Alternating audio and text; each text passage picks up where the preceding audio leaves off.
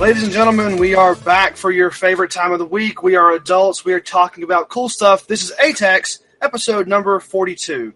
Joining me, your host, Paul from Atlanta, is our illustrious group, including Mr. Will from Greenville, North Carolina. Hello, Will. How are you? Lovely. Lovely. Also, Mr. Ryan from New York, New York. Ryan, how are things going up north? Going good. Excellent. And last but not least, we have Mr. Flex from Raleigh, North Carolina. Hello, Flex. How are things with you? I can 100% confirm this is my favorite time of the week. All right. And we're here to talk about video games and fun stuff. And we've got a lot of video games to talk about. And I think the first person that's going to talk about video games is Mr. Will. You have given us a list of things. We have given you what we want to hear. So where would you like to start? Well, let us start.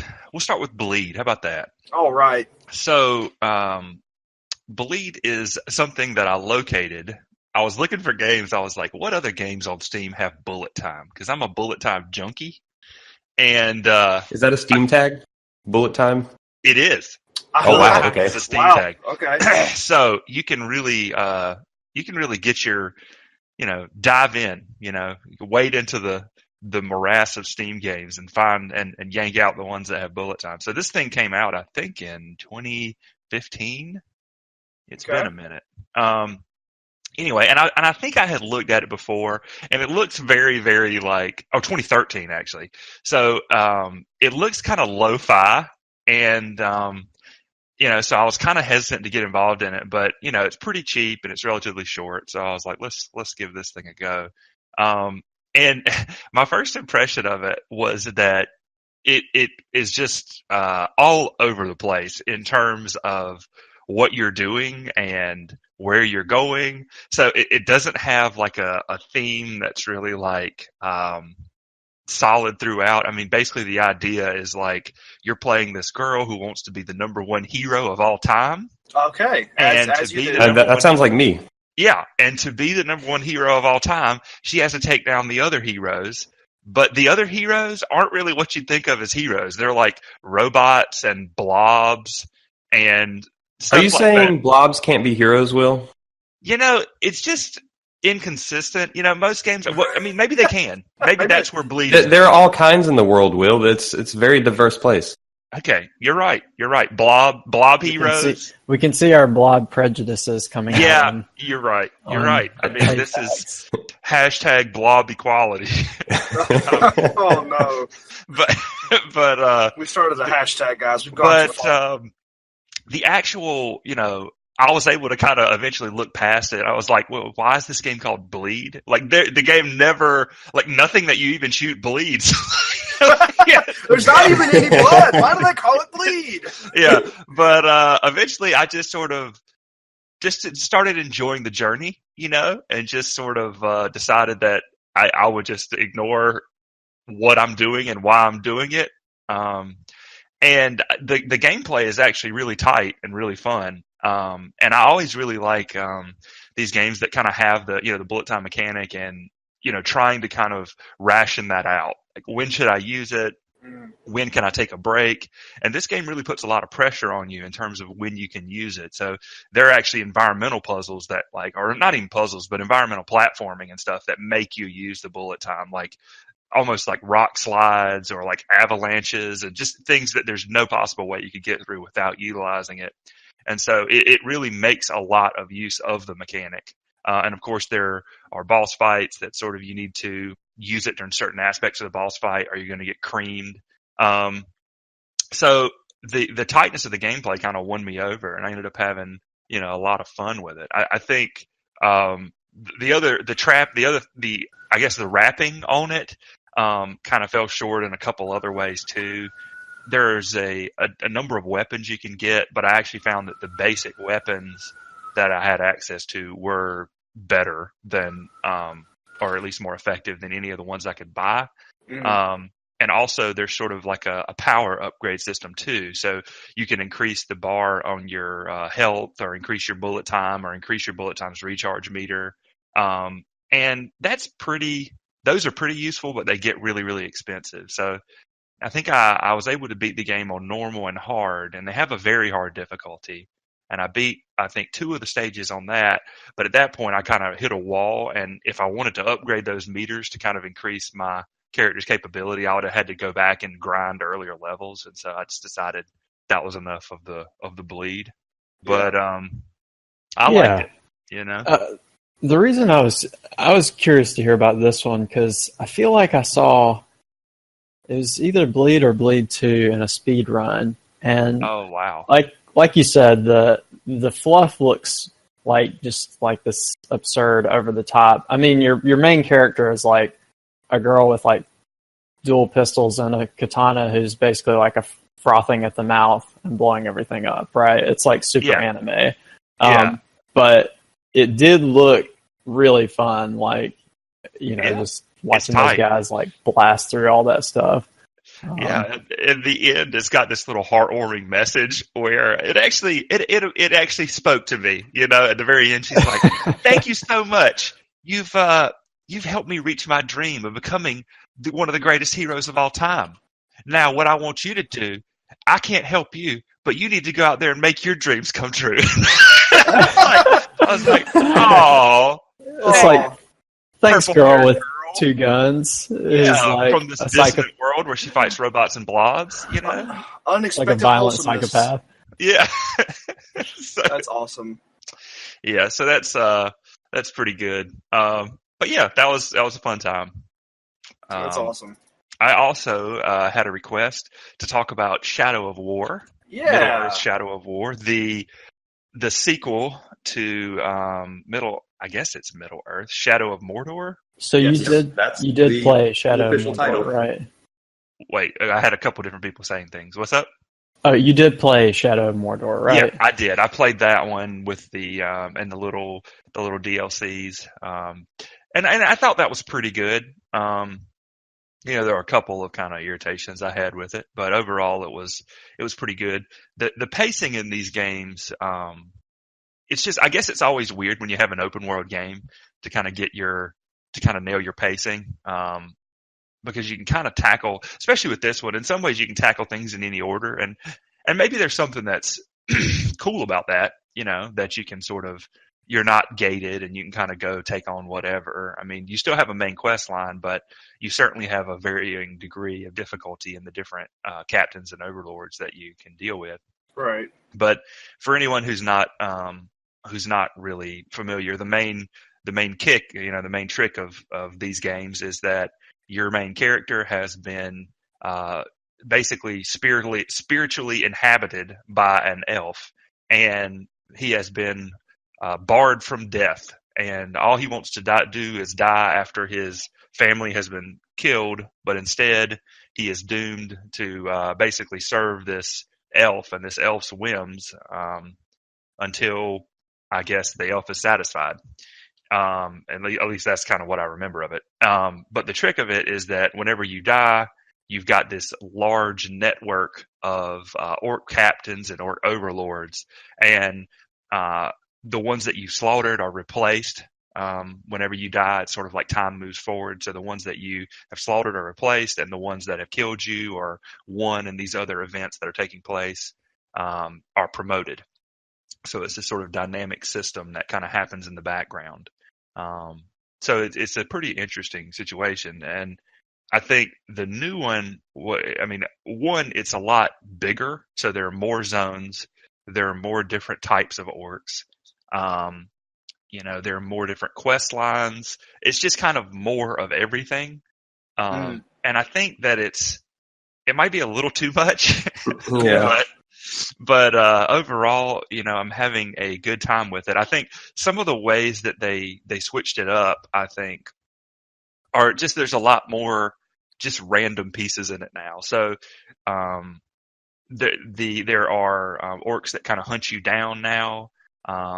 You know, you're always kind of getting ambushed. So I guess the main way, I don't remember all the different mechanics, but I guess the one thing I will say is that you don't necessarily, I mean, there are times, of course, that you want to seek out a certain captain, but you definitely don't have to go out of your way to encounter them pretty often, because they're always popping up while you're doing stuff. I remember one time I was going after one of these collectibles. They're like Gondorian artifacts or something, and you collect them all to get a skill point. And so I was going to get one, and I got interrupted by this orc, and he's like, I thought I was going to be scared of you, but you're just going around picking up shiny things. That's I awesome. was like, touche, orc boss. Calling me out on my collectathon. I just need my skill points, Mr. Orc Boss, okay? yeah. So, and there are That's a lot of pretty good. different, there are a lot of different goofy, personalities that the orcs have. Like, some of my favorites are like, there's one that was called like somebody one word. And so he would like mumble and always get out like one word every time you actually talk to him. There was one that was called like Norsco of spiders, and he was like, his whole body was like covered in spider webs, and he's like, I became one with the spiders of Mordor, or whatever. He just like, they all have these like insanely ridiculous personalities. So that's a kind of a cool aspect of it. Yeah, that's fun. So, I'm having a good time. I think I got into it because I do kind of enjoy the stealth situation, and it's incessantly satisfying to figure out, who the bodyguards are for the war chiefs. You can do that basically the same way you could in the first game. You can find who the bodyguards are, turn them onto your side, and then, set up these ambushes. That's really satisfying. There's some side pieces where you're fighting, you're kind of trying to take down a Balrog. With the help of this nature spirit. There's a group of side quests where you're trying to take down. This one heavily features like the Nazgul and the Witch King. Not so much Sauron. I don't even know if I've had any kind of encounter with him, but I guess the Witch King serves Sauron, so indirectly we're kind of dealing with that. And then there's one of my favorite quest lines is involving this guy named Bruz, Bruz, and I posted something in our channel, a video with him. But basically, it's the same. Like, if you remember Bruce from like, what is it? Like Finding Nemo, like the shark. Yeah. They got the same voice actor, and they have the same name, and the guy really kind of has the same personality. And so he's pretty entertaining, and he kind of introduces you to the system. So once you're kind of learning the ropes of what you can do with the whole Nemesis system, once you start building your own army, he kind of guides you. So he's like, so you need to go and pit them against each other, and then maybe let's see who wins, or something like that. I didn't know you were British, Will. Well, I'm trying to do Australian, but I've got a problem.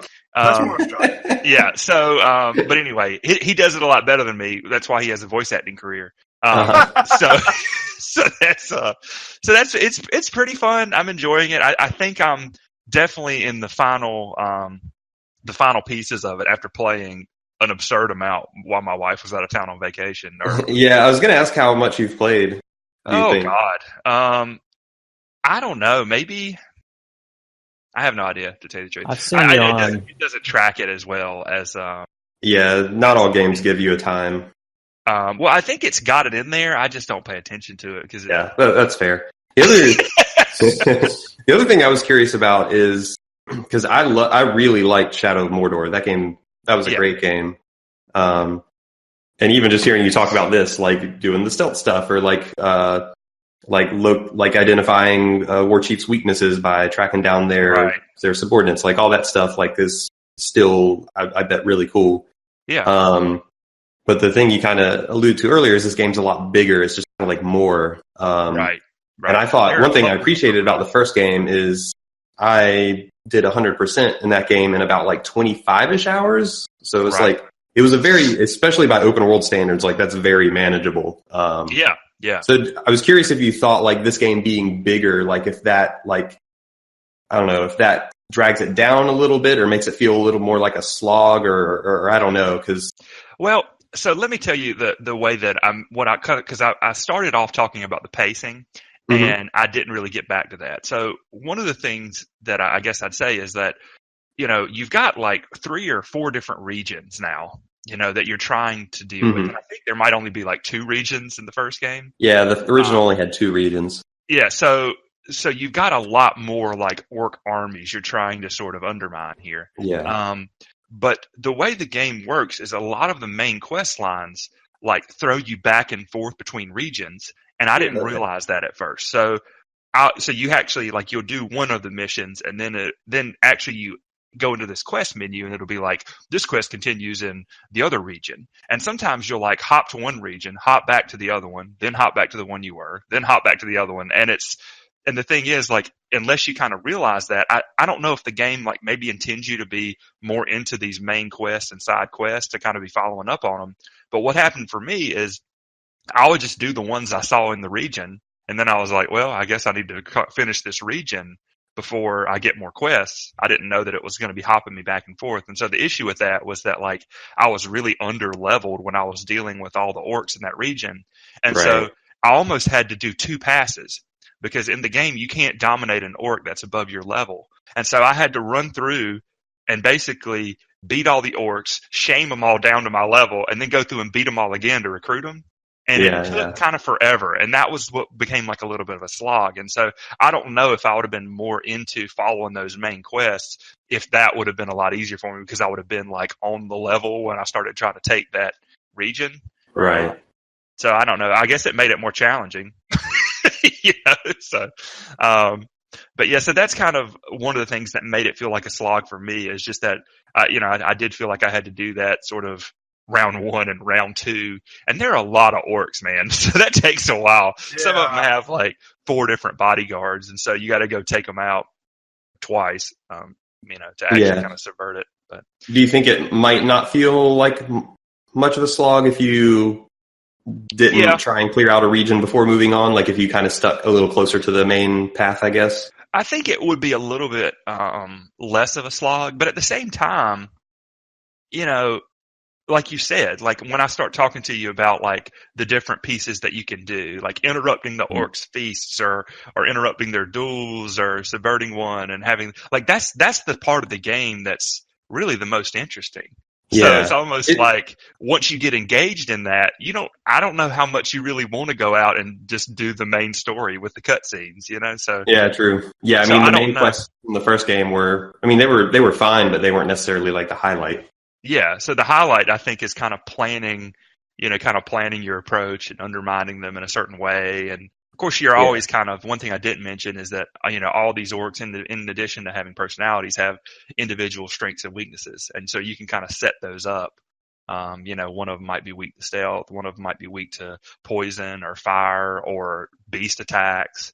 There are a lot of animals you can mount in this game. You've got your Caragor, your Dire Caragor, your Draug, your Drake, which is a flying thing. I think that's new. I don't think you could mount a Drake. Maybe you could.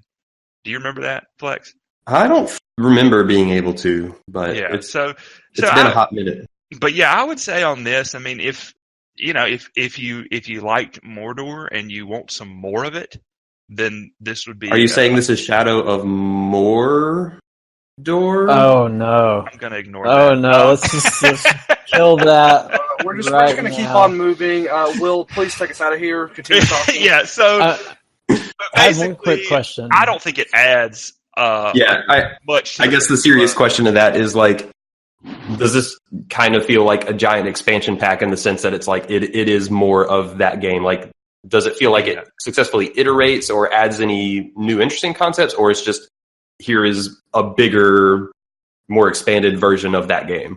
Yeah. So to me, it has it. I guess while playing it, I guess one of the big tests is like, well, do I wish I would have, could I have skipped Shadow of Mordor and just played this one, And I guess I still feel that maybe that one as a whole was a tighter experience. And I don't know. I'm sure there are a lot of challenges when you're trying to iterate on something that was so successful. It's like, well, especially if you nailed it as much as they did. Yeah. So it's like, what do you want to change? And would you upset your player base if you changed a lot? So I don't know. But so far, I'm enjoying it. But like I said, I don't think it adds anything new necessarily to the formula that's essential. But I think Ryan had a question.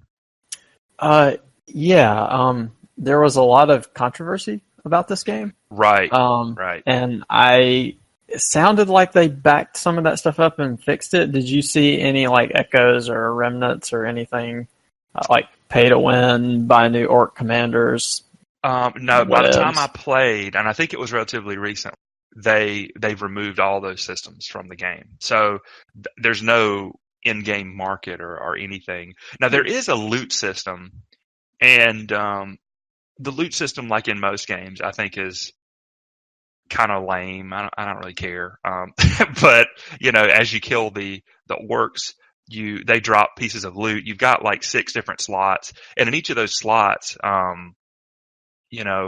a lot of the items will have like an extra thing that you can do. So it's like take out a Beastmaster orc to unlock another ability on this item. So that kind of gives you like another little mini quest incentive situation. But the loot system never really grabs me. It's funny, the one collectible in the game that I don't mess with, there are 3 of them. They're like Shelob's memories. There are these Gondorian artifacts, and then there's the same one from the first game, the Ethilden or whatever, like basically the old language that's written on the walls.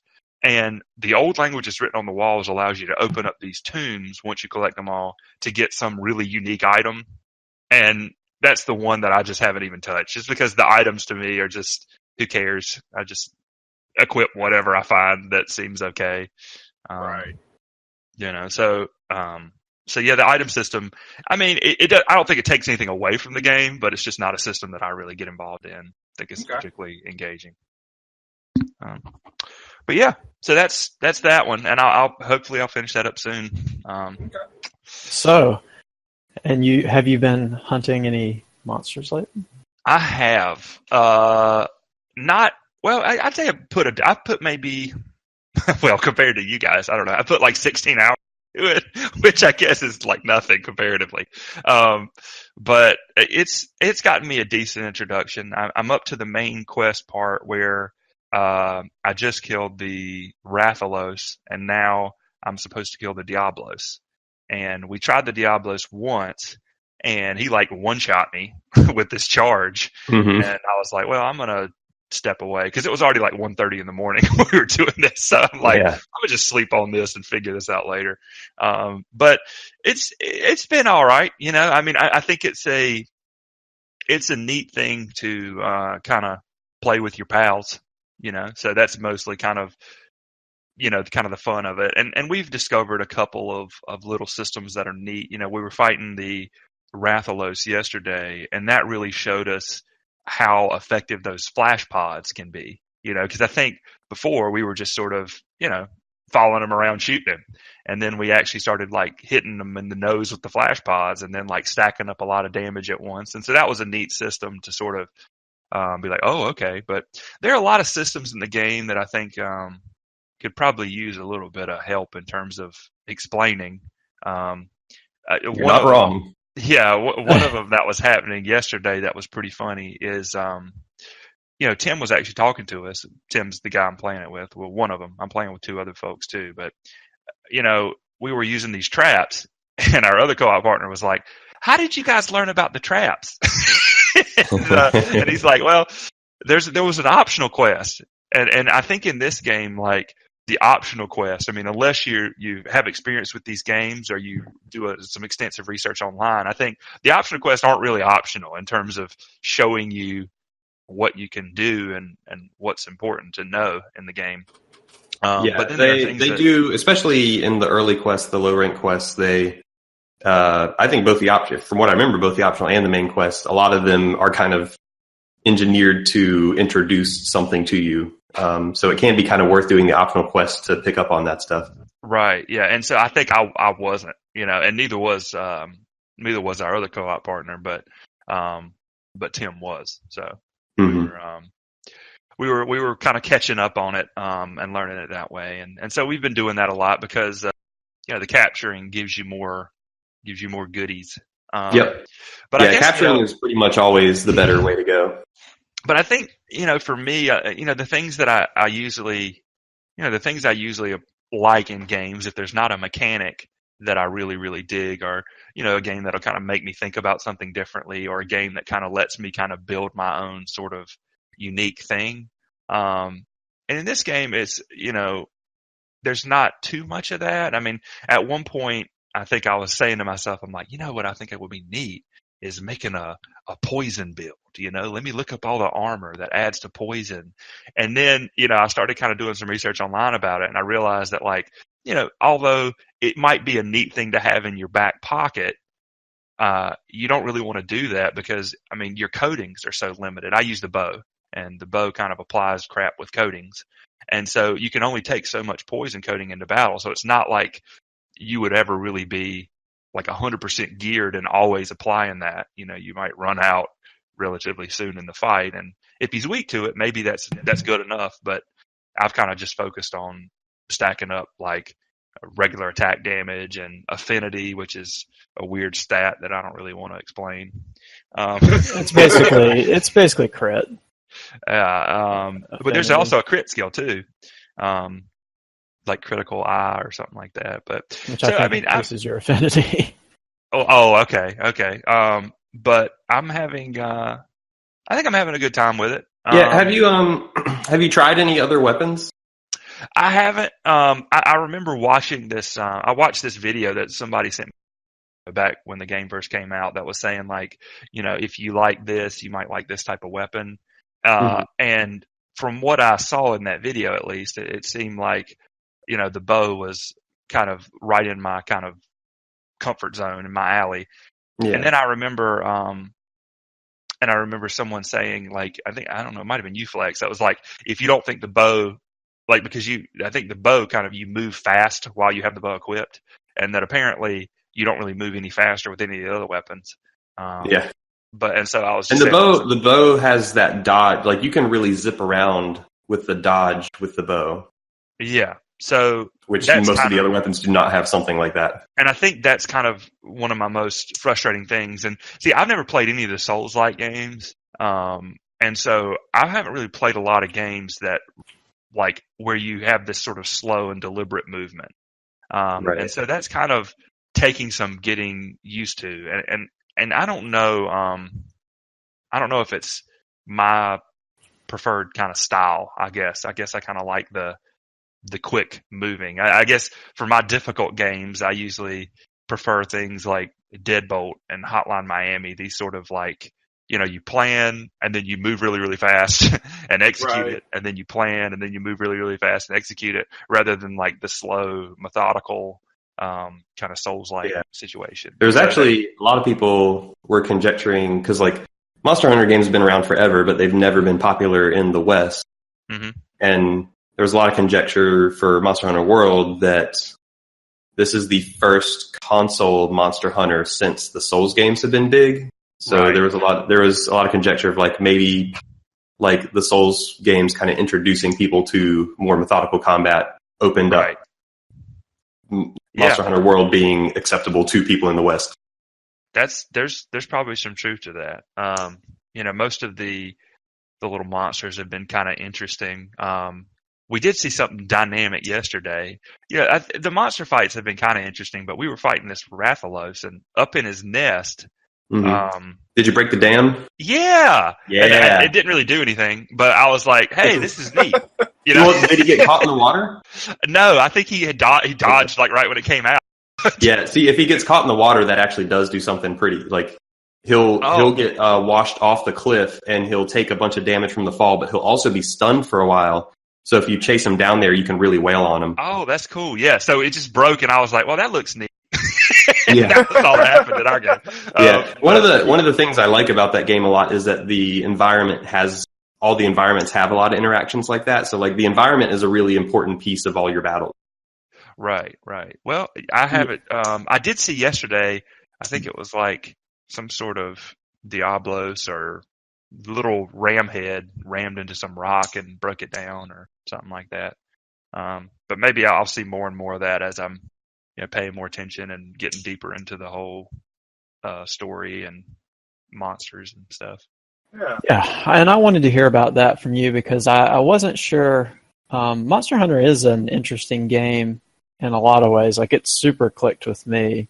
And I don't think the previous entries would have most of the time. If I'd have had a big stretch of time, maybe. But, it's just the previous entries seem so like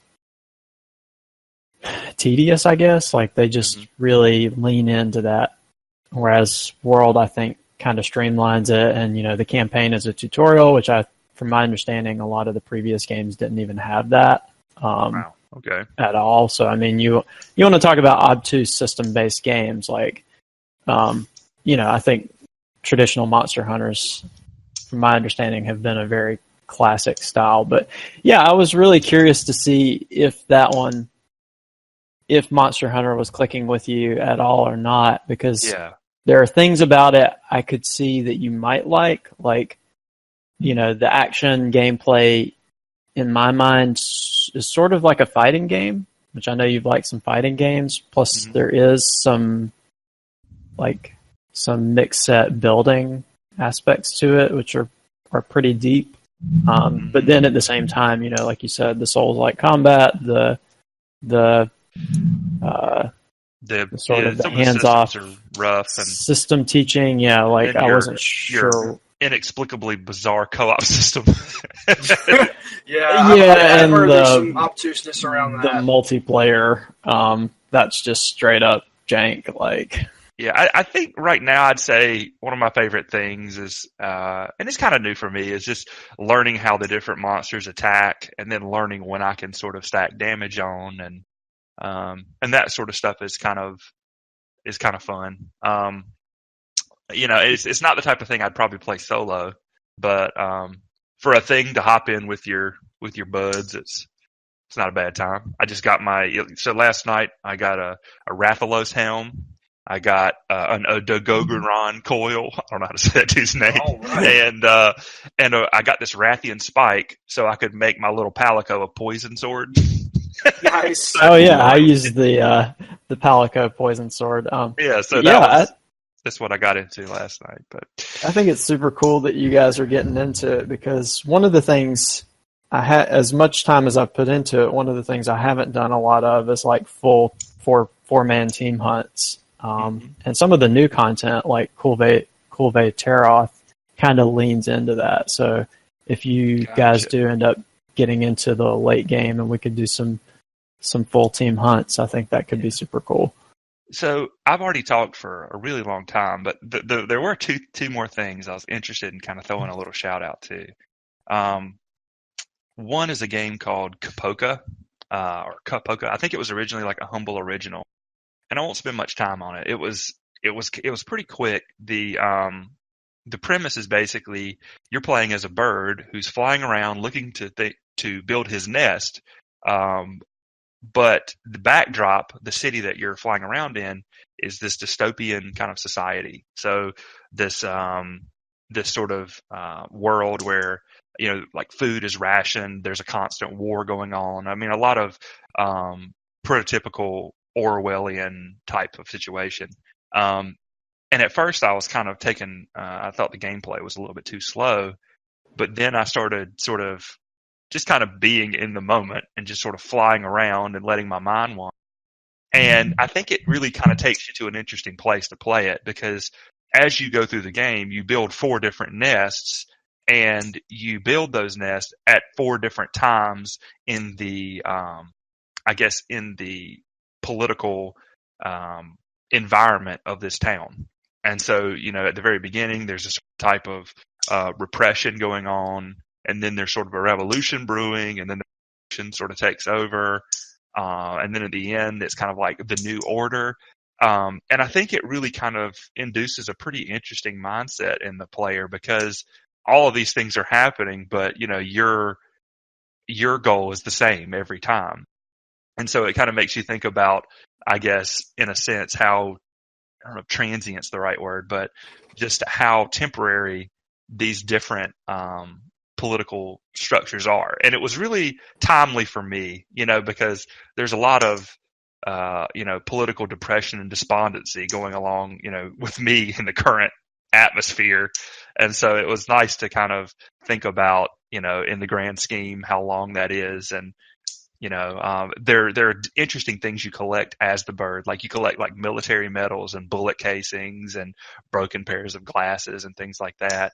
But they're all kind of the same to the bird. Like none of them really have any special significance. So, a spent bullet casing is just as significant to the bird as this military medal that was given for valor, whatever it is. Right. So I just thought that was just a really clever, kind of a clever game. It sounds that way. Yeah. And the other thing I wanted to mention was a game that I've only played the first episode of it, but it was called The Lion Song. Okay. And one of the reasons I wanted to mention it is just because I think that Steph, another member of our podcast crew, would really be interested in it. It's the premise of it actually turned me off for a while, even though the review was good for it. It's about this girl who is trying to finish like a composition, like a musical composition. And she's kind of hit like writer's block. And so this guy, who's kind of her mentor / teacher, sends her to a cabin in like the Alps or something to try and finish this composition. And a lot of the things. So it's just like Alan Wake. Well, maybe. I love it. Yeah. So I think the interesting aspects of it is the game weaves into its mechanics, which aren't very complex, but it weaves into its mechanics the act of finding inspiration in different places. And there are dreams in between each day in the game that sort of express the sort of feelings of insecurity of the artist. Like, am I going to be good enough? There's one where she's like, she's dreaming and she's at the bottom of a well, and the well is like slowly filling up with water. And it's kind of representing the pressure that's on her to complete this thing because she's sort of seen as like the next big thing in the musical world in this time. And so I hadn't really seen a game that sort of tries to really speak to that kind of emotional process. Not only, the act of finding inspiration, but battling your own insecurity about your ability. And so I thought that, Steph, as our resident more creative person, might find it kind of to be an interesting thing to look into. Yeah, what's the name of it again? It's called The Lion Song, and the first episode is free. And then, of course, I guess if you like the first episode, you can kind of pay for the other ones, which I haven't done yet. And I think they follow different characters, but then all of the tales kind of weave together at the end or something like that. So, but yeah, I just thought it was a neat thing. But that's all I had. All right, cool. Let's see, Mr. Brian, you're up next. You've been playing stuff. What kind of stuff has you been playing? Well, I'd say the big thing is the main thing I've been playing for the past little bit, I just bounced off of Subnautica. Okay. Didn't quite make it to the end. I think I got pretty close, but then I hit a point where I discovered a new area. And by this point, I had probably about 20 hours in. I started looking things up because I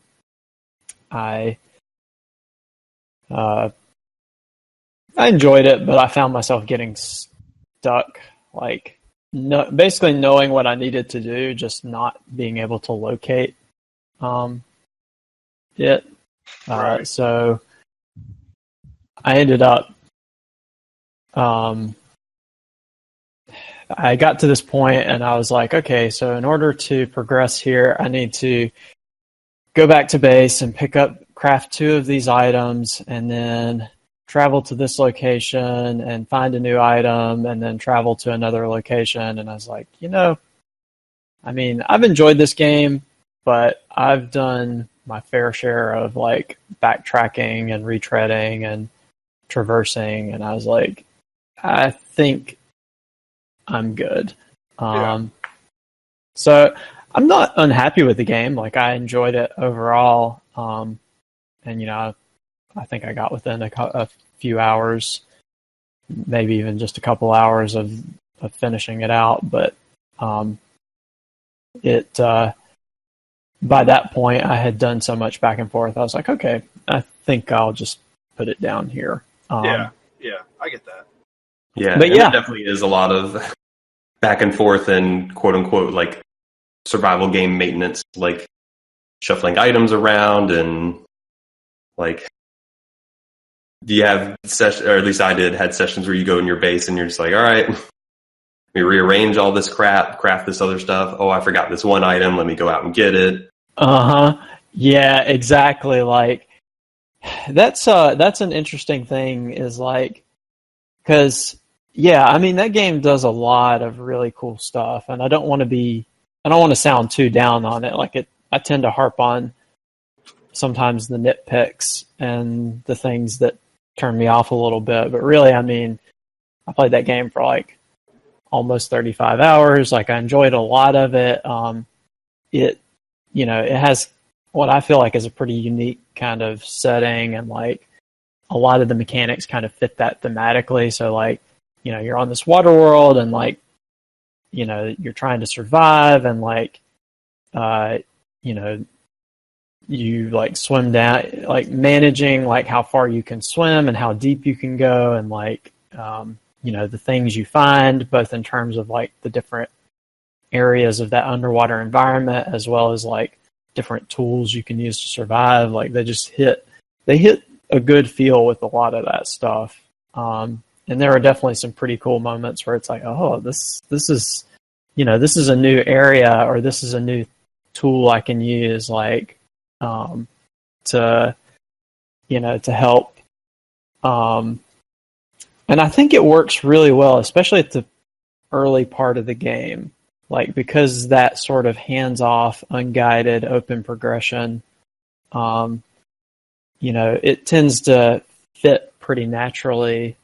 You can miss some things, but you're still kind of making progress. But then towards the mid and late game, as things got more gated and you have more areas to explore, and like, the game doesn't really give you much in the way of like mapping, even after you're pretty well established.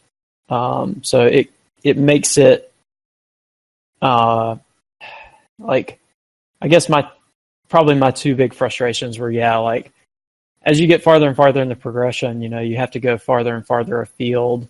And at several points, I knew what I wanted to find, or I had an idea of, oh, hey, it would be super convenient if I had a technology to do this.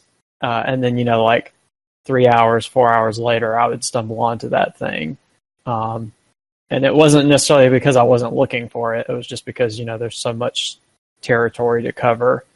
Yeah, it's a big world. Yeah. Did you use the beacons much, out of curiosity?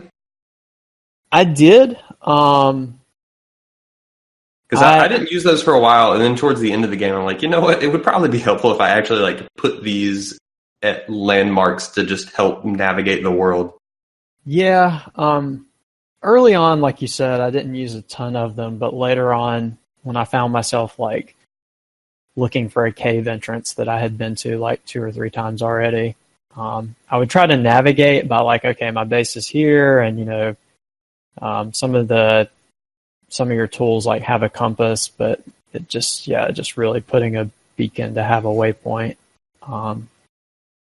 was a better way to go for a couple of those spots. The other thing that I think kind of again, like, I don't want to beat up on it too much, because I did like the base building and stuff like that, but I do feel like it would have been nice if the game had a little bit more in the way of like allowing you to do things a little faster. Like, maybe if you invest into like speed upgrades, or you could build like some kind of teleporter or something like that. Because I remember at one point I wanted to set up a base in this area that was like kind of deep, and it was important, and there's a lot of stuff to do there. So I was like, okay, well, I want a functioning base down here, so I can provide for food and craft if I need to. Like, so I ended up like filling up my one of my big subs with like, just stuffed it full of like building materials, and like kind of wheeled it down there and like started building a base, and then I ran out of materials. And then I rolled back to the surface. Oh, no. Well, and I mean, I literally had stuffed it to the brim, right? So like, this isn't unexpected. This is like, okay, this is probably going to take more than one trip, but it's like, Yeah. and I wheeled back up to the surface, and this is a vehicle with a lot of space, so it's really slow. So it's like, let me kind of clunk my way out of this deep area, like 15-minute trip or 10-minute trip or whatever, like fill it back up with material, like, and wheel it down. And then it's like, oh man, I need some like copper to make some electronic gadgets. It's like, it would have been nice for those situations if the game would have kind of given you some technology where it's like, okay, you have this much space and like these materials, you can just build like a little base-to-base teleporter or something like that. Yeah, I part of me struggles with this game a lot because I had some of those same frustrations of like, oh, if I like need one more copper, or like, oh, I traveled all this way and forgot this one thing, or like seemingly like mundane, like frustrations of just like, the equivalent of like, oh, I forgot my hammer at home, like stuff like that. Yeah. But like, and just managing the overwhelming amount of resources you need. But like, part of me got frustrated by that stuff, and then another part of me also really likes that they just stuck with it and just rode that train as far as they could. And it was like, no, we're not providing many shortcuts here. It's just you gotta roll with it. That almost sounds like whenever I'm doing a house project and I go to Home Depot and I pick up everything I need, but then I have to go back to Home Depot 2 more times because I forgot this and then that and then this. That's kind of what it sounds like to me. Because even just hearing Ryan describe his frustrations, like, is kind of amusing in a way, because it feels like a very real thing. It's like I don't know. It's hard to put into words, but it's like that's just a very real situation that is kind of amusing. Yeah, it's a tough balance for sure. And I mean, I enjoyed it for the most part, and there were a lot of times where I would kind of suck that stuff up. Because like you said, it is part of the experience, and yes, you are rewarded for planning better. Although it is frustrating when you plan and you check off everything, and then it's like you do leave that one thing. But I guess the other thing is that it's also a game, and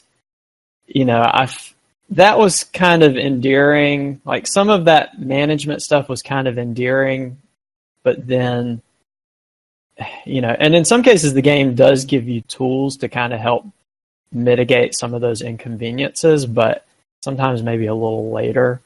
And sometimes the game never gives you those tools at all. And, it's a game, right? Like, when I sit down to play Subnautica, I'm not looking to make detailed checklists for my undersea base project. It's like, I just want to load up.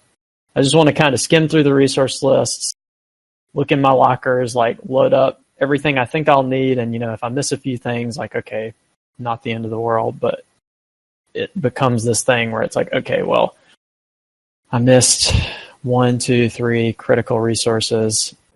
I need to hop in this vehicle and backtrack for 5-10 minutes. And, at this point, 20-30 hours in, like, there really should be a shortcut because it's getting old. Right. Yeah, the last couple of hours did start feeling like a slog. So maybe it's a question of I think or something. I think the gating on those last few areas is a lot harder too, which doesn't, again, especially without having more technology to kind of mitigate it, or more gamey solutions to mitigate it, like, doesn't really work well for that game. Like, when you're traveling to the wide ocean and finding tons and tons of stuff, that's one thing. But when you're having to go to fairly specific areas with fairly specific things and like make trips back and forth, like that also I think kind of hurts, or kind of it I don't think it works as well for Subnautica as like the earlier game model does. Yeah. And they do give you some ways to help, like some of the vehicles have storage space and all that, but yes, sometimes you just need more than you can carry. Yeah. So anyway, yeah. Did you have any fun experiences navigating your sub in tight spaces? Well, I early on I was very, very careful with it because I mean they do the vehicle feel really well, and you know one of the vehicles you get is pretty big and it feels like you're driving like a tractor trailer. So they kind of hit that. And at first I was trying to be very careful about navigating into these tight spaces, but then I realized like, oh, this thing like rarely takes damage and it regenerates health. So then, yeah, I just started kind of like smashing my way, cramming my way into like any little space that I thought I could fit through. Yeah. Which is pretty funny. There's a little bit of a goofiness with some of that stuff of just like clunking your way through areas and that I found kind of amusing. Yeah, it's funny because they're like, this big vehicle can, it's it's something that can get into these deep areas, but like you have to go through these like narrow canyons to get to some of this stuff, and it's just like donk, donk, donk. And they make these like even when like these little fish bump into it, they make these, like huge clanging sound effects. So when I first got it, I was like, man, am I like smashing into the seabed or something? Like, what is going on? But then I realized like I would see a little fish, like just a tiny little fish, like kind of go by my my cockpit or whatever, and then I would hear clang. And I'm like, no, it's just like a super exaggerated sound effect. Yep. I had the exact same experience. It's pretty good because it's just a tiny little fish makes this ridiculous noise. That's fine. Yeah, I'm glad you gave it a shot and sounds like you liked it for the most part. Yeah, I do like it, and I think it does a lot of cool and unique things.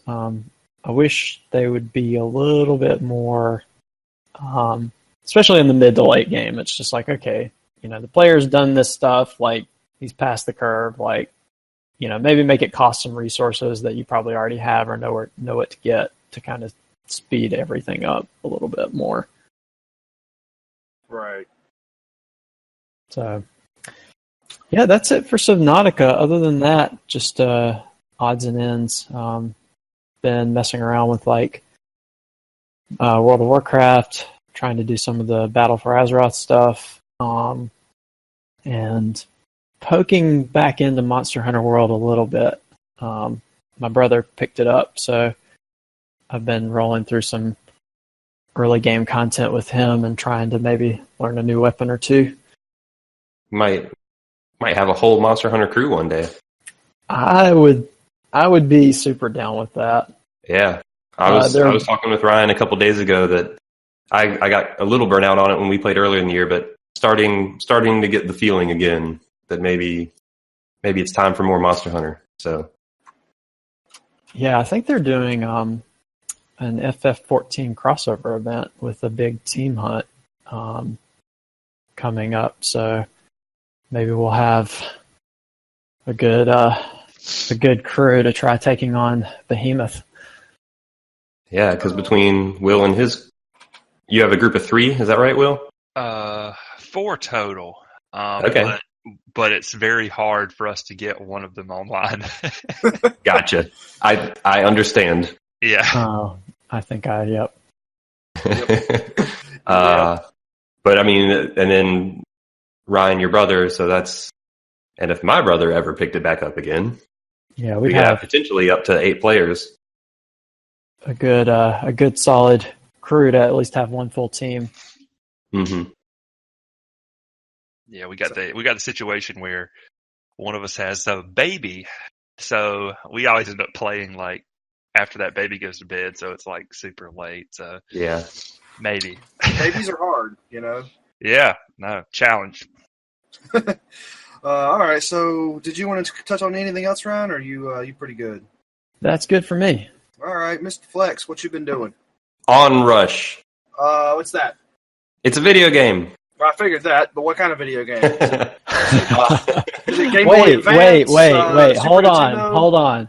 So are we changing the tone of this podcast now? Like, When did we start talking about video games? It's a good question. It's sort of it's not even in the title, so I don't even know what we're doing now. Yeah, something. I don't know if I can operate under these conditions. I can't find Onrush on Steam, so I don't know what this is. Yeah, I think it's only on consoles right now, PS4 and Xbox One. There might be a PC version coming at some point, but it's a driving game. I've been playing it on PS4. I got it in one of their summer sales. But it's kind of billed as a driving game for people who don't like racing games, I guess, because the game only has 4 modes, and that none of them are like race to the finish line modes. So that all of the modes, it's all online. Well, there is an offline mode, but they just fill in with bots. But it's always 6v6 teams, and the 4 modes are all objective based. So one of them, the main one, Overdrive, you have a boost, like a lot of racing games, driving games. You can fill up a boost meter, and in the Overdrive mode, using your boost adds points to your team. So it's like the first team to hit so many points wins. So it's just all about boosting. There's another team or a mode called Lockdown, which there's like a moving circle on the track, and like King of the Hill style, it's like you need to stay in the circle. There's a mode called Countdown where you drive through. You're like trying to drive through these gates, and like your timer's going down. Each time you drive through a gate, it like adds time back to your timer. So you're trying to not be the team that runs out of time first. And then the 4th mode is called Switch.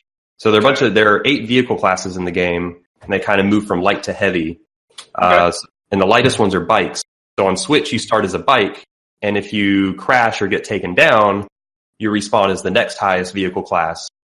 So it's like whichever team can survive the longest. So like as you die, you're a bigger vehicle, so you can maybe take down others quickly, but you also are trying not to die.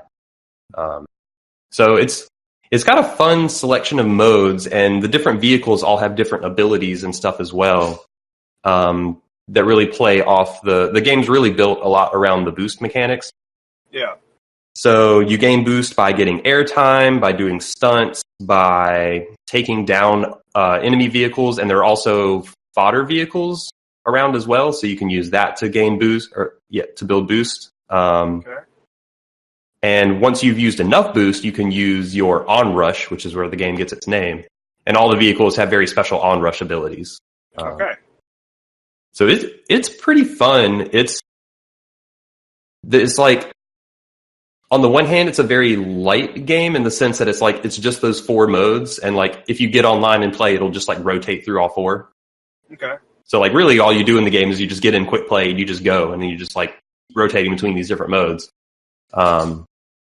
But like the feel of the game is solid. Like it's super arcadey game. Like it's got a good like fun vibe and tone to it, and like all the car abilities are fun. And it controls well. And I think the ideas they have in there, like the ways you build boosts and the different objective types, like I think that all works to provide like a fun driving game that's not, very sim-like. Because we haven't had a lot of like very arcadey driving games in the past 5-ish years, let's say. Yeah. So this is, I think, a really fun take on that. Okay. The main drawback is there's just not like, it's a very slight game. Yeah, I was going to say, it doesn't sound like there's like a lot of depth beyond that. When did Onrush come out? A couple months ago, like May or June maybe. Okay, so it's like a 2018. Yeah, this is very recent. There's been a handful of games, because like Onrush came out, and then Wreckfest came out, and there might have even been one more, but there's been a couple of like more goofy, arcadey driving games that have come out this year, which is kind of nice to see. Yeah.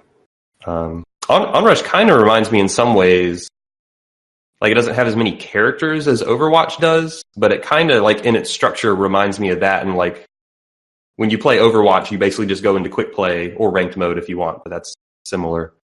And it just has its couple objective types that you rotate through. And that's kind of what this reminds me of, is just like, all right, you get in, it has its thing, and like that's what it's going to do. Okay. But yeah, I think like if you're looking like, that's really the only drawback is just the slightness of it. I think what it actually has in there is fun, and it's all team based, so it's all 6v6. Right.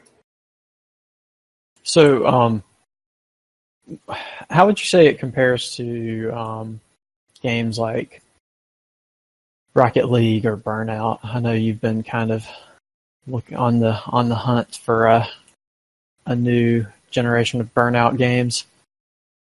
Yeah, it's a very different game from Burnout. Those are very different games too, but you mentioning like the team play made me think of Rocket League. Yeah. All three of those games are very different. Gosh,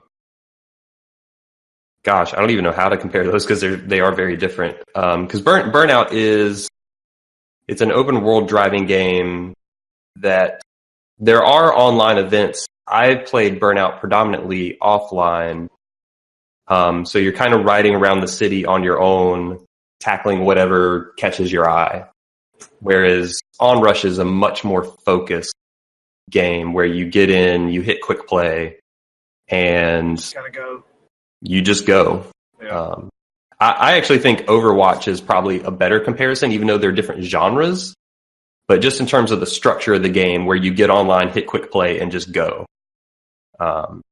Like that's very much like if someone were to turn Overwatch into a driving game, like that's kind of what this feels like. Not as many like classes or characters or whatever, so like maybe not quite the same depth, but like structurally, like that's kind of what it reminds me of. In terms of like feeling like an arcadey driving game. Like it feels the itch to some degree and not to others, because I think in terms of like creating fun arcadey like online competition, like I think it totally feels that. It doesn't have the like roam around on my own and complete challenges kind of thing that a Burnout offers. Because you're really just doing those online competitive game types. Does that kind of answer your question? Yeah, I mean, I'm not super familiar with. I have like a high level understanding of some of those games, but I was playing Onrush partly motivated by a desire to scratch that Burnout itch, or was it kind of because I had been playing Burnout. It's actually kind of funny because it's kind of circular. Like Onrush and Wreckfest are coming out. And I was like, man, I miss Burnout. And then Burnout Paradise Remastered was on sale. So I picked that up and played that for a while. And then Onrush was on sale. And I'm like, I still would like more, arcadey driving fun after playing Burnout Paradise Remastered. So kind of came back to Onrush. And yeah, it scratches that itch to a degree. And I do like that it is different than Burnout because like, in some ways, just another Burnout is not really much more necessary than just going back and playing Burnout Paradise Remastered. If it's just going to be more of the same. So like, I do really appreciate that Onrush, it does offer something different, and I like what it offers. I think it's also by being like kind of a lighter, more focused thing, I'm only going to get so much out of, like I've probably played that game like 10, 15 hours. And it's like, all right, like I've played enough of each of these modes. And it's like I felt like I got my fill, I guess, kind of quickly. I could totally see people like getting into it in the long haul, like someone would maybe a Rocket League, which is also a very focused game, or an Overwatch or something like that. Like games that are predominantly like, online competitive games and not much else. Right. I guess maybe I'm just not that person, but I think the mechanics they have in there are really fun. Like I totally enjoyed all my time with it. And I might pick it back up again some more. I don't know, especially if others got it. Yeah, that's a tough niche to fill too, because there are a lot of those games out there. What was that, like Disc Jam? Like, I remember picking that game up and fiddling around with it and being like, yeah, this is pretty fun. But, especially like, I guess where a lot of us are at now, like, it's not like when we were in college and we all had time to just get together and play team games every day. So like, those games can be fun to pick up and play for a while, but, there are definitely people out there who I can totally see enjoying. And there are a lot of those games too. Like, those kind of, you mentioned Overwatch, you've got Rocket League, Disc Jam, like, even like to a certain degree, maybe like Fortnite and PUBG, like just these kind of multiplayer online. Yeah, it's like multiplayer. Maybe it's like multiplayer only games that have like just one or a couple modes, and like they're just super, super hyper focused on what they do. But yeah, like I think for that, like it's really good, and there's not many. Like I wouldn't call Rocket League a driving game, even though you're in a car, because it's more soccer, I guess. I don't know. That's a weird game, but there's in all those games you just mentioned, there's nothing quite like Onrush. So like I think it has its thing that it does, but you're right that it's also hard to like I don't know how many players are playing Onrush. Like I don't know if it's catching on. Like there's a lot of games that people play, and it's kind of hard to make one nowadays and like be confident you'll find that player base to keep it sustainable. Yeah. One thing I forgot to mention during my section that might be a good segue. I don't know if you had any plans to talk about the Banner Saga, or if it's a little too early for that. Yeah, we could talk about it. I was that was one I was debating talking about. I don't know how much of it have you played. I guess we can talk about our early impressions. Not a ton. It's still kind of early impressions for me as well. Maybe like 3 hours. Mm-hmm. So yeah, I mean, for me, probably somewhere between 5 and 10. So far, I'm enjoying what I'm seeing. It's still a lot the same, but it's been long enough, and the Banner Saga is still really good, and that story is still really interesting. And we'll see with the battle systems. So far, I've been enjoying it. To me, like, the Banner Saga has always been a game that's had kind of a fun combat system, but not necessarily a challenging one per se. The battles can feel tough, but when you look at the actual balance, like, it's very tough for them to balance things. So I think they tend to err on the side of it being a little easy and a little cheesable. I did have to in the first couple of battles, like, reorient my brain towards their style, because it's been just long enough that it's like, oh, you don't want to kill enemies, you just want to get them weak. Yeah, that's one of the gamier aspects that can be a bit of a challenge, but I like I think they have like some of the new upgrades, like the heroic title system, I think is pretty neat and thematic. And then also I did they've added this like new wave battle mode. Yeah, that's the main, I guess, addition that I was going to bring up. Yeah, and when I actually played a little bit in the alpha, because I'm a Kickstarter backer, and when I played it there, it didn't make a lot of sense to me, what they were trying to go for, but seeing it in the campaign where it's like, okay, you've got your caravan, which probably has more than a full party of heroes in it, like, there are some who you probably never use normally, and so with this wave battle mode, like, you have kind of a choice to like say, okay, I want to keep going with this battle. Some of my good heroes might become injured, but then there's a reward at the end. So it gives you more of an incentive to like use those kind of, those bench warmer heroes. Yeah, I think it's a good addition for that, because for anyone not aware, the Banner Saga games, your save carries over between each of them, and they pretty much roll directly in, like, basically one big game, just broken up into 3 parts. And by the end of by the time it's Banner Saga 3, you just have you've accumulated so many characters. So yeah, I think you're right that like it's a good way to make use of characters that you normally wouldn't use, because the way the wave battles work is at the end of a wave, like you have a normal battle, and at the end of the wave you can choose to stop or keep going. If you keep going, you could earn a reward, but your heroes don't heal between waves. So, but they let you switch out so you can bring in some of those other characters. Yeah, because with a party of 6, and your heroes aren't always getting injured, like you just sort of develop this A team, invest all your experience in them. Mm-hmm. Which is totally what I was doing. At least that's what I do. Me too. Rook is level 15. Oh, wow. He is maxed out. I don't think I've gone quite that hardcore, but but yeah. Yeah. I've been enjoying it, and they really... Oh. What's your title on Rook? I'm curious. The Wolf? Lone Wolf? Something Wolf. That's hilarious. That's the one I chose. It's like plus movement, plus damage. Yeah, and reduce aggro as well. Okay, maybe at like the top level. Yeah, the higher levels he gets aggro reduction, which... Because he's not as sturdy as like some of the Varl or some of the other characters, so like...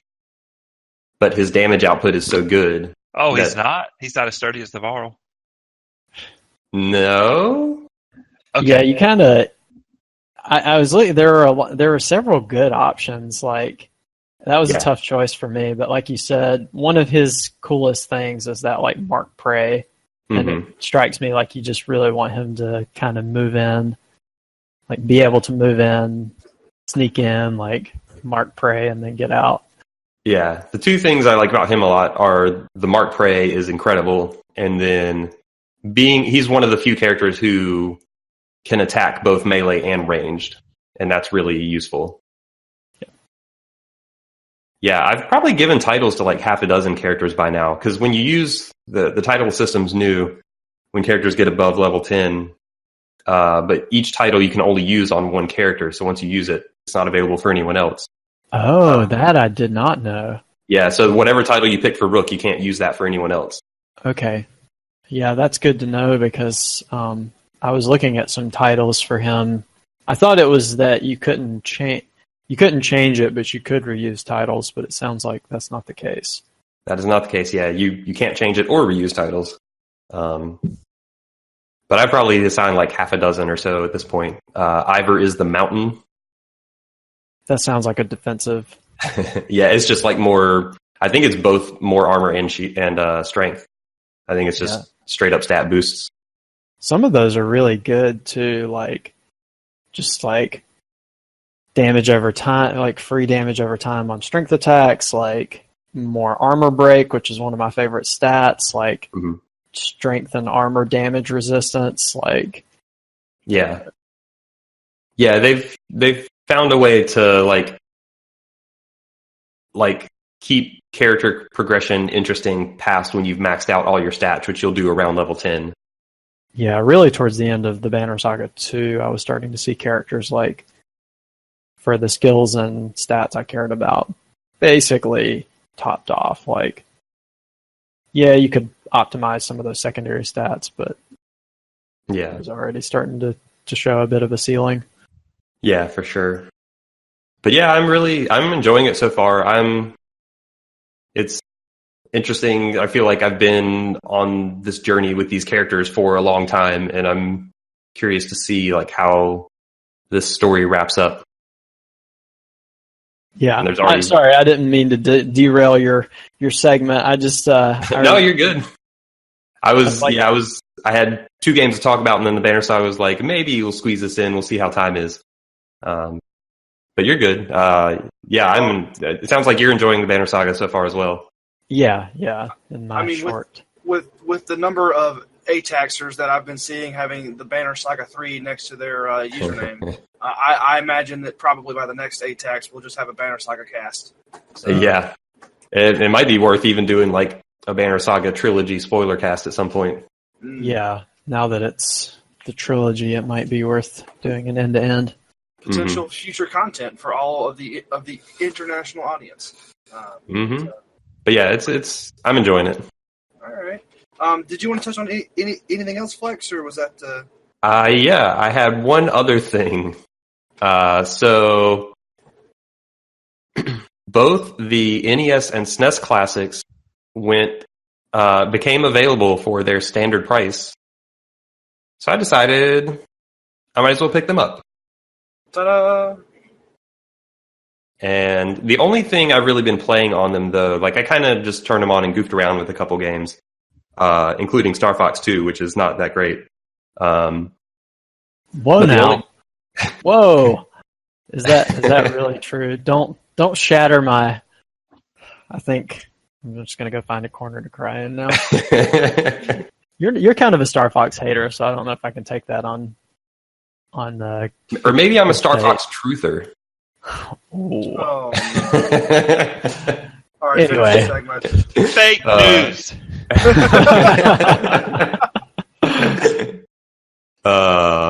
It controls like the original Star Fox, which, if anyone remembers the SNES original Star Fox, it's kind of rough. The Pinnacle, that's what it is. Yeah. But anyway, the one game I've actually spent a decent chunk of time playing, as in I played through the entirety of it, is Super Castlevania IV on the SNES. And that's a pretty good Castlevania game. I enjoyed that quite a bit. And even following that, I went back and did Nightmare mode of Bloodstained Curse of the Moon, the modern day Castlevania. All right. But Super Castlevania 4 even has a few like interesting things that none of the other Castlevanias, like pre-Symphony of the Night style Castlevanias, did. Like you can fling your whip diagonally. You have more air control on your jumps. Like, admittedly, all very subtle things, but it's kind of interesting that they never like revisited those kind of things again.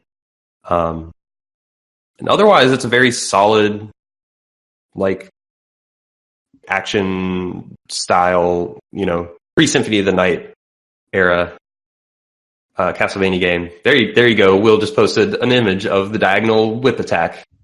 Look at that. You can actually also, you can hold, like if you hold the whip button, the whip will actually just like dangle in front of you, and if you start pushing directions, it'll like wiggle the whip in different directions. It looks really goofy. But it's actually very effective at like blocking projectiles that are coming at you. But yeah, it's otherwise just a really solid Castlevania game, and it's got a really good, like, if you think about like most Castlevania soundtracks, at least the original ones, they're like really like upbeat, jaunty, like we're gonna go do this thing kind of music. This one has very good like moody music that was kind of creepy at times, and I thought it was really effective. And they, like, towards the end of the game, they brought back some of the classic themes in really creative ways that I really enjoyed. Castlevania's got good music. But yeah, it was a fun time. All right. So that was Castlevania 4? Yep, Super Castlevania 4. I feel like that one's been, because there was like Dracula X. It's basically, it's been done like a few different times, hasn't it? Or I don't think Super Castlevania 4 has. Dracula X is, if I understand correctly, a remake or a port of Rondo of Blood. So maybe that's the one you're thinking of. But because Rondo of Blood was originally Japan only, it was a TurboGrafx 16 game, and they did like a reimagining of it for the SNES, which I think was Dracula X, and then they also did, I think, a PSP version, which was like Dracula X Chronicles or something like that. I don't know. The whole lineage is kind of wild. Yeah. Super Castlevania 4 is actually a retelling of the original Castlevania. It's a wholly new game in terms of like level design and mechanics and that kind of stuff, but like story-wise, it's basically a retelling of that original game. That's my take as a not Castlevania expert. So you're playing as Simon Belmont, basically? Yep, you are. Nice. and killing Dracula. That's all. Spoiler alert. Dracula keeps coming back. That's He does. I would not have expected that. So now that Surprise. we have both an NES Classic and an SNES Classic, I expect to hear a Final Fantasy I report from your NES Classic. Make sure that they haven't fudged the numbers and everything's still just as difficult. All right. I guess that is on there. I can give that a shot. Just give that a shot and see if it's as hard as it was back then. I'm legit curious if they did do anything to soften the curve of that game. My understanding is on these classic machines, they have not changed any of the games on them. That's my understanding too, but that game was real hard in a way that wasn't quite fair in the very beginning. So, all right. Well, at the request of some all caps in chat, we're gonna cut Flex's segment short. Hope you were done because now it's time for me to talk about things. Go for it. So I've been playing a couple of things which are new that I want to touch on. First one is I've been playing a little bit of that Octopath Traveler. Steph's been playing it as well. She's a little bit further in than me. I think she's like 15-ish hours. And it's real good. They've done a good job of updating those 2D graphics and adding, the sort of like almost like the paper world behind it. And it looks really good. I'm fairly impressed with that. How far into it are you right now? I think I'm around 6 hours. Okay, and so far it sounds like you're pretty positive on it. Yeah, I haven't. I mean, the game's definitely difficult as far as like, those types of games go. You can wipe on just like a random encounter if you're not careful with what you're doing. The enemies have vulnerabilities, and you need to exploit those vulnerabilities. The game doesn't really lend itself to button mashing very well. I would actually say it's a little more puzzly type, slash strategy, because the whole thing that you're trying to do is you're trying to hit their weaknesses in a way that makes them drop out of the turn order, and you're trying to keep them out of the turn order, and that's not possible for like every battle, especially when you don't have a full, range of characters. But you really have to think about what it is that you're trying to do. So it's not just like a mash A and go kind of thing. Okay, that's cool. Yeah, at a distance, that's one I've been kind of curious about, and like, it hasn't been like completely knocking the reviews out of the park, but it sounds like people are pretty positive on it. And from a distance, it looks to me a little bit like a Saga game, which I remember enjoying. Unlimited Saga, I think it was Unlimited. Well, let's just put it this way. As far as the reviews and stuff go, if you are a fan of the 2D JRPG genre, you will like this. This is this is a really good one of those. If you're not so much, or if you've burned out on that genre over time, I don't think that you're going to find anything here that is so revolutionary that it's going to like pull you back in. I would say that this is sort of like an updated and better version of like Bravely Default, because back when that came out, it was kind of the same thing. That game really nailed the 2D JRPG and then added some stuff on top, which was kind of unique and interesting. And this is the Bravely Default developer. Yeah, it is, and they've really done the exact same thing again, where they've layered just enough mechanics and just enough good writing and characters to the point to where it's like, okay, this is an enjoyable experience. I've read a couple of criticisms about the characters that I can't really speak to yet because I'm not that far. Yeah. Sorry, I laughed in there when you said the writing, because I have another friend who's playing through this game and hates the writing. Well, and specifically with one of the characters who speaks in this old English style. Yeah, and that's only like one character though. Like if that's where you start in the game, I could see that being annoying. But that was their first character. Yeah, and I didn't start there, so I mean I think that's just sort of like they made a stylistic choice with how they wanted a character to speak. and that doesn't work for everyone, and that's totally fine. And I think I've heard a lot of mixed things about this game, and some of it seems like with the 8 characters and the 8 stories, they were trying to like offer. It seems like they're trying to create different looks, and people could maybe latch on to what they wanted to and avoid what they didn't. But I think a lot of people, and maybe I don't know if this is how they intended people to play the game or not. A lot of people have been playing every character and every story.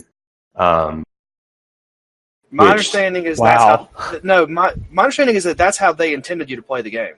Yeah, potentially. Because like each spot has different like level requirements. So like your chapter 1 for whatever character you start with, you do at like level 1.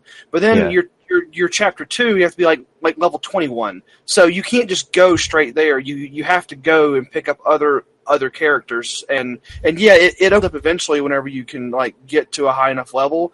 But they don't really make it to where you can just get a party of 4 and then just grind your way through. Yeah, I assume you haven't done any chapter 2s yet. You've just been doing a bunch of different chapter 1s. Correct.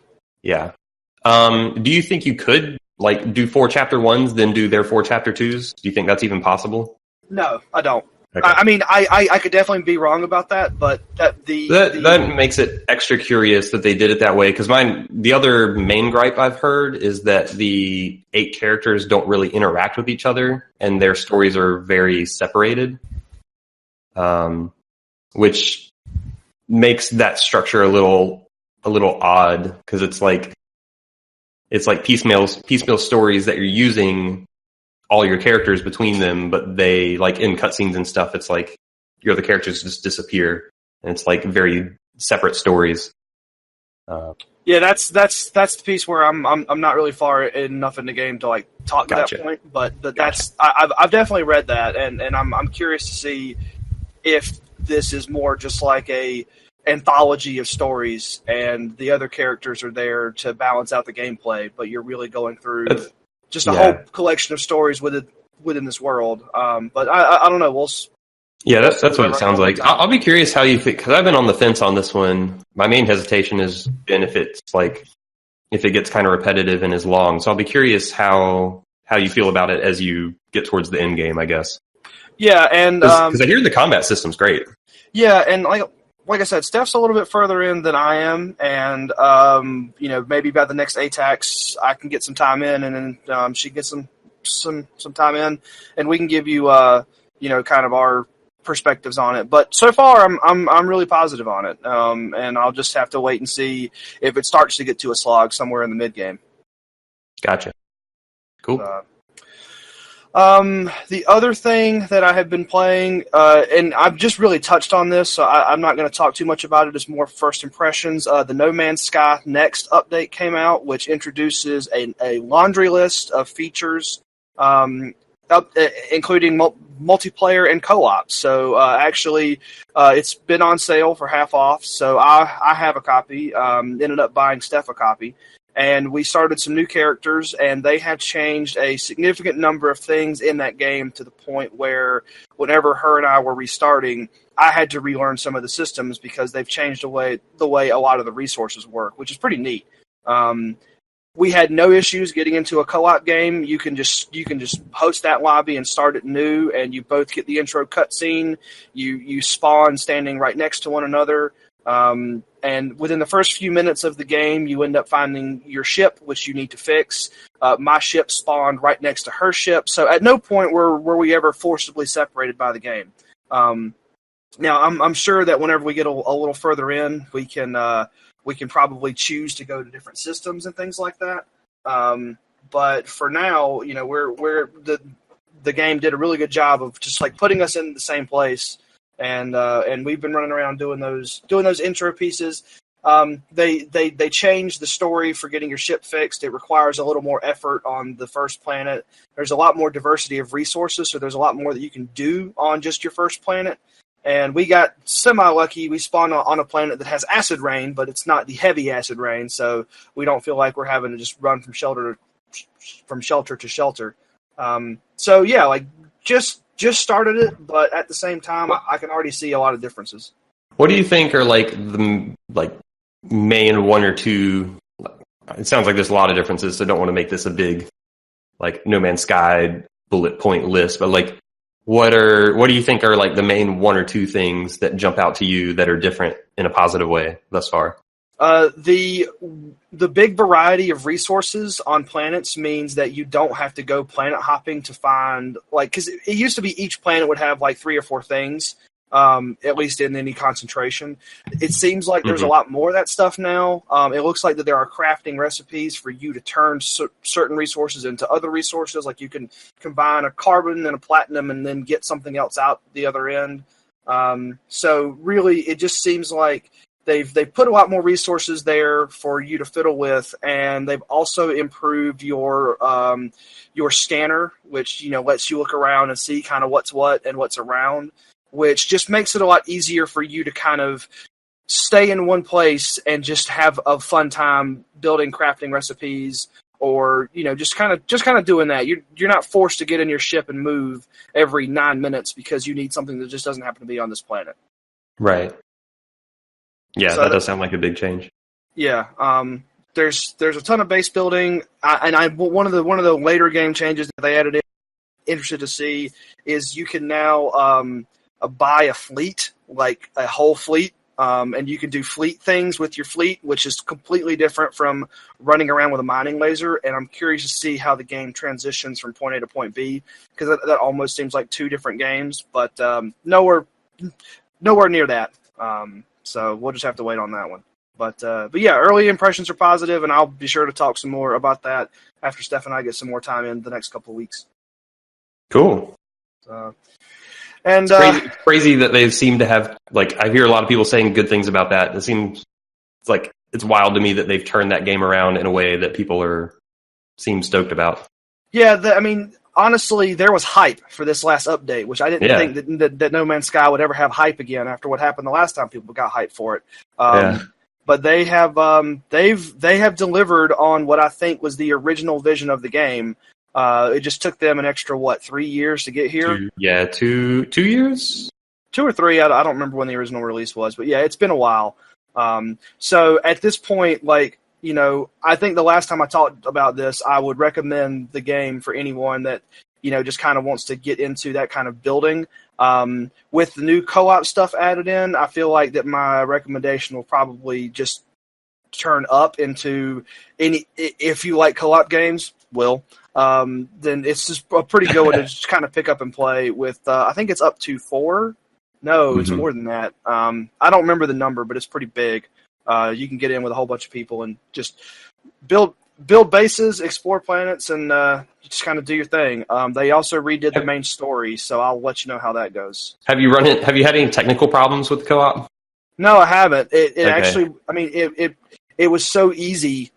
Steph and I just sat down, and it's all right, I want to play with Steph. And then she just, she goes to host a lobby and just invites me, and then I'm there, and then, again, you just brand new characters, and we spawn right next to one another. It was there was no technical difficulties, and it was not difficult to set up. That may be a mileage may vary thing. Giant Bomb put up a video of them doing a 4-player co-op session, and they had some technical issues.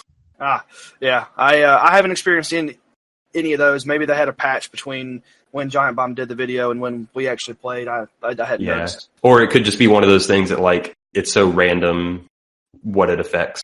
Yeah. That you could play and have a great experience, or you could play and have a terrible experience. Who knows? Yeah, and Persona 4 update. I have started my second quarter at school. So it is now September, so I'm probably halfway through the game now. Nice. Nothing else to say. Except for Chie is the best. Nope. I went with Rize this time. So Rize is the best. Poor life choices, Paul. All right. Well, I think that's gonna get close to wrapping it up for us here for episode 42. Gonna go around and see what people's got that they're gonna be playing here in the next couple of weeks. Will, we're gonna start with you. What do you have on your queue for the next couple of weeks that you want to get into? Well, gonna finish up the Shadow of War, All right. and then probably continue co-op adventures in a game called Dark Quest II. a game called Monster Hunter World, and a game called Super Mega Baseball 2. Super Mega Baseball 2. That sounds like a SNES game if I ever heard it. Dude, it's a good time. Well, I look forward to hearing about Super Mega Baseball 2 at ATACS episode 43. If you like baseball games, you really can't go wrong. Well, I mean, if you like baseball games, then you're going to super mega love Super Mega Baseball. They should put you on their marketing team, man. All right. Ryan, what about you? What have you got coming up in the next couple weeks? The Banner Saga, and probably Monster Hunter. Past that, I'm not 100% sure. I think Dead Cells is fully releasing, but that may be a little more than 2 weeks. So yeah, it's time in August. I don't remember when. There'll be some. I'll probably be reassessing what's on my 2018 short list as I get through the Banner Saga and see where things are. Has Battle of Azeroth come out yet? It's in the pre-patch, so the official launch is the 13th, I think. Okay. And they have some of the content, like they're doing the War of Thorns story arc, and they're doing like allied races. You can recruit a couple of those already. Okay. All right. Well, I'm kind of curious what you think of that expansion whenever it launches. I don't know if you're planning on picking it up or not, but that's just my personal. Pre-ordered it. I may or may not have pre-ordered it yesterday. All right. I look forward to that in a couple of ATACs then. All right. Mr. Flex, what about you? The main thing is Banner Saga. No surprise there. Hopefully finish that up. As mentioned, I might dip my toes back into Monster Hunter. We will see. All right. And Nate and I might try and get to finally a way out before the school season starts back up. All right. Otherwise, maybe some backlog items, but to be determined. Okay. As far as for me, I'm going to be traveling a bit for work. No surprise there. So I'm probably going to end up putting a decent chunk of more time into Persona and finishing that out. Co-op wise, I think Steph and I have a little bit more that we're trying to do in our joint Stardew Valley farm, but that's starting to taper off now, and doing some No Man's Sky with her. And then as I wrap up Persona, I'll probably start sinking more and more time into Octopath, and that's probably going to be me for the next month and a half or so. I don't really. You say as you wrap up Persona as if that's a thing that just happened. Well, I am 30 hours into my New Game Plus playthroughs, and my original file was 60 hours, but that was with some grinding that I'm not having to do. So I don't think I have, maybe 20, 25 more hours left. All right. So, I don't think I'm going to have it done by the next time that we record ATACS, but I am moving through that game at a pretty good clip. Which, by the way, 60 hours for your first run with some grinding might qualify as a speed run. Maybe. Persona 4 is not nearly as long as Persona 5. This is true. So yeah, I think I'll Even probably... still, I think my Persona 4 time was in the 90s hours, like 90-something hours. Was that Persona 4 or Persona 4 Golden? Golden. Okay, because I know the Golden was a little bit easier. It's a little longer, yeah. Yeah, so... All right, well, I think that's going to wrap it up for us here. We have been adults talking about cool stuff. This has been episode 42. We'll be back in your feed in about 2 weeks to talk about some more video games. Until then, we will see you. We'll see you later.